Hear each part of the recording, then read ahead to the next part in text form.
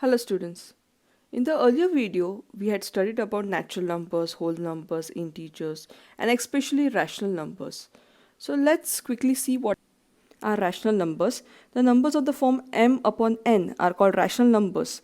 Here m and n are integers and n is not 0.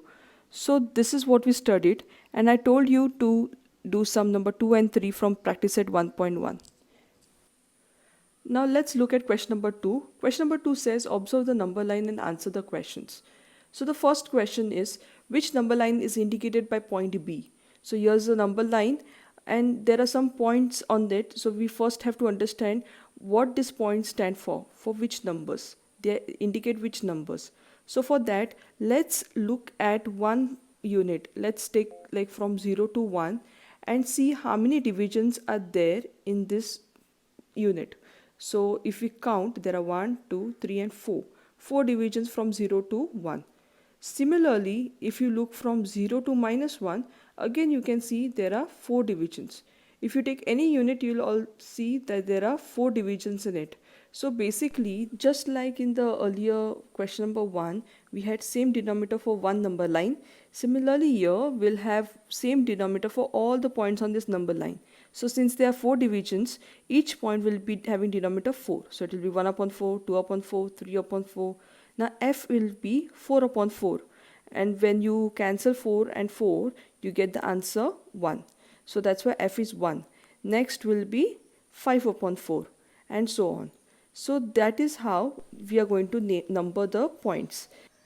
Similarly, on the negative side, the first will be minus 1 upon 4, second will be minus 2 upon 4 and so on. Again, minus 1 will be minus 4 upon 4 and we'll go ahead. So now we have to see which number is indicated by point B. So we'll continue with what we were doing. And when we come to B, it is going to be minus 10 upon 4. So the answer minus 10 upon 4. Next question, which point indicates the number 1 into 3 by 4? It is a mixed fraction. We have to change it into improper fraction. Improper fractions are those where numerator is greater than the denominator. So for that we'll have to multiply whole number into denominator plus the numerator. That gives us 7. So the answer is 7 upon 4 because the denominator always remains the same in improper fraction. Now we'll see where 7 upon 4 is located. So it's on positive side, so I'll write the numbers of each point. And I can see that 7 upon 4 is point C. So the answer to second question is point C.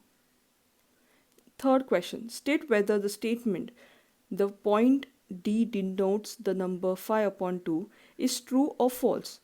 So for that, we'll have to understand which number is indicated by point D. And we'll have to see if it's 5 upon 2 or no. So we'll start again. We'll write all the numbers to these points and we'll see that point D is 10 upon 4. Now if we simplify 10 upon 4, it will come to 5 upon 2. So basically 10 upon 4 is also equal to 5 upon 2. So the answer here is true. So that is our answer. Now we'll go to exercise 1.2. 1.2 says compare the following numbers. So here are some set of numbers that are given to us and we have to compare. Let's look at the first sum, minus 7 and minus 2. 7 is greater than 2, we know, but when we put the negative signs, minus 2 will be greater than minus 7. So this is the answer. Next sum, 0 and minus 9. Now we know that 0 is always less than positive and greater than negative. So here, because minus 9 by 5 is a negative number, it will be always less than 0. So answer is 0 is greater than minus 9 by 5. Next sum, 8 by 7 and 0. Now it's a positive number, so it will be greater than 0. Now we'll look at the fourth question. Fourth question has both rational numbers in it, so we'll be following these rules to compare the two rational numbers. It says that if A upon B and C upon D are two rational numbers such that B and D are positive, then we follow these three given rules where we cross multiply the numbers and find which side is greater. So we'll cross multiply A into D and B into C and find out the answer. So for example, if I multiply A into D and b into c. If a into d is less than b into c, then the first rule is applied. If a into d is equal to b into c, then the second rule is applied, that is a upon b is equal to c upon d. And if a into d is greater than b into c, then the third rule is applied, that is a upon b is greater than c upon d. So whichever side is greater, that side the rational number will be greater. So let's solve the fourth sum. Now we cannot put a equal to sign because we have not yet proved that which rational number is greater. So we'll put a comma. Also, we cannot put any cross multiplication sign as there is no such sign. So please don't do that. We'll have to put only a comma in between the two numbers.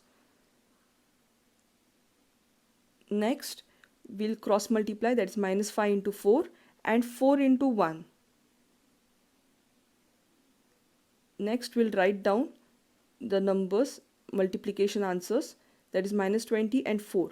Now minus 20 is obviously negative, so it will be less than 4, which is positive. So because the right hand side is greater, therefore we'll be using the first rule, that is a upon b will be less than c upon d. So therefore we'll make the changes here now. So I'll remove the comma sign now and I'll put the proper comparison sign, that is minus 5 into 4 is less than 4 into 1 and minus 5 upon 4 is less than 1 upon 4. So we have understood and solved the sum. So here minus 5 upon 4 is less than 1 upon 4.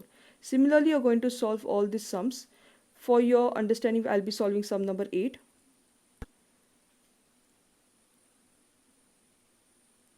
So here, let's start. We'll cross multiply the two numbers. So minus 25 into 4, comma, 8 into minus 9. Now minus 25 into 4 is minus 100. 25 into 4 is 100 and negative sign, so it is minus 100. Then 8 into 9 is 72, so it will be minus 72.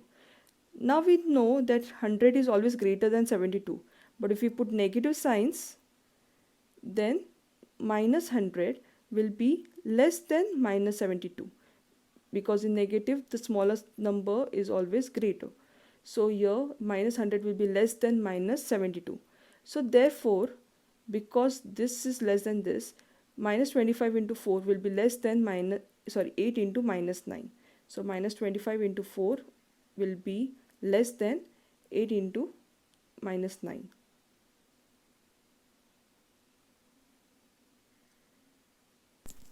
Put the bracket sign for the minus. Now we know that minus 25 upon 8 will be less than minus 9 upon 4. So the final statement will be minus 25 upon 8 is less than minus 9 upon 4. So you can see these sums are very easy to solve. So in this manner you can solve all the sums from exercise 1.2.